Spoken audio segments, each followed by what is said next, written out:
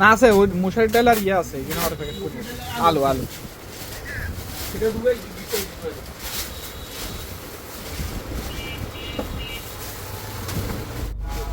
বন্যা কবলিত দুঃখী মানুষদের জন্য এখন ত্রাণ প্যাকেটিং হচ্ছে, যেখানে বিনা পারিশ্রমিকে বড় ভাইরা কাজ করে যাচ্ছে গরিব দুঃখী মানুষদের পাশে দাঁড়ানোর জন্যে।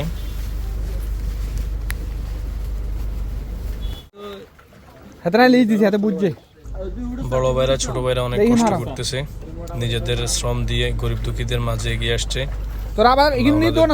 করুক নিয়েছে আমাদের মাসুদ ভাই, যিনি ভয়েস করেছে। আশেপাশে থই থই পানি আর পানি। আমাদের বড় ভাইরা এখন ত্রাণ নিয়ে যাচ্ছে গরিব দুঃখীদের মাঝে বিলিয়ে দেওয়ার জন্যে।